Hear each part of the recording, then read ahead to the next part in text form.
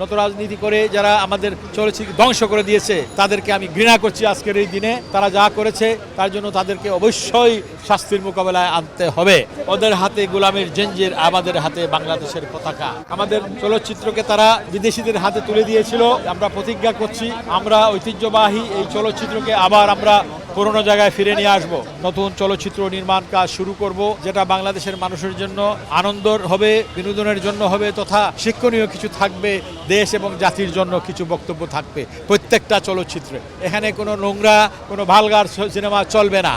ইনশাআল্লাহ আমরা সরকারের কাছে যা প্রত্যাশা করছি যে সরকার আমাদের এই যে নির্যাতিত নিপীড়িত যে সমস্ত চলচ্চিত্র কর্মী আছে তারা কাজ পায় নাই, আমাদের চলচ্চিত্র পরিচালক, স্ক্রিপ্ট রাইটার, সঙ্গীত পরিচালক, আমাদের চলচ্চিত্র অভিনেতা অভিনেত্রী, তারা নতুন উদ্যমে কাজ করবে। আমরা মূল্যায়ন করব যারা বিগত দিনে আমাদের সাথে ছিল, তাদেরকে আমরা প্রথম প্রায়োরিটি দেব, তারপরে অন্য কিছু। কিন্তু সবার আগে বাংলাদেশ, সেই উদ্দেশ্য নিয়ে আমরা কাজ করব।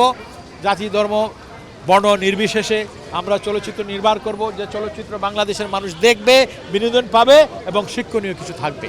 ওদের হাতে গোলামের জঞ্জির, আমাদের হাতে বাংলাদেশের পতাকা। এটা প্রমাণিত হয়েছে।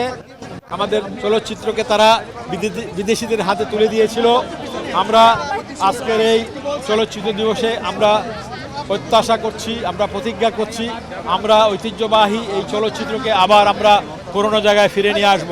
ইনশাআল্লাহ সরকারের পৃষ্ঠপোষকতা এবং বাংলাদেশের আপামর জনতার সহযোগিতা নিয়ে আমরা নতুন উদ্যোগ নিয়ে আমরা এখন থেকে নতুন চলচ্চিত্র নির্মাণ কাজ শুরু করব, যেটা বাংলাদেশের মানুষের জন্য আনন্দর হবে, বিনোদনের জন্য হবে, তথা শিক্ষণীয় কিছু থাকবে, দেশ এবং জাতির জন্য কিছু বক্তব্য থাকবে প্রত্যেকটা চলচ্চিত্রে। সেইভাবে আমরা চলচ্চিত্র করব। এখানে কোনো নোংরা, কোনো ভালগার সিনেমা চলবে না।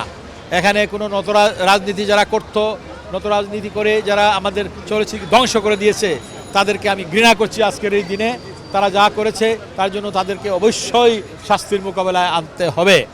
ইনশাআল্লাহ আমরা সরকারের কাছে যা প্রত্যাশা করছি যে সরকার আমাদের এই যে নির্যাতিত নিপীড়িত যে সমস্ত চলচ্চিত্র কর্মী আছে তারা কাজ পায় নাই, আমাদের চলচ্চিত্র পরিচালক, স্ক্রিপ্ট রাইটার, সঙ্গীত পরিচালক, আমাদের চলচ্চিত্র অভিনেতা অভিনেত্রী, তারা নতুন উদ্যমে কাজ করবে। আমরা মূল্যায়ন করব যারা বিগত দিনে আমাদের সাথে ছিল, তাদেরকে আমরা প্রথম প্রায়োরিটি দেব, তারপরে অন্য কিছু। কিন্তু সবার আগে বাংলাদেশ, সেই উদ্দেশ্য নিয়ে আমরা কাজ করব।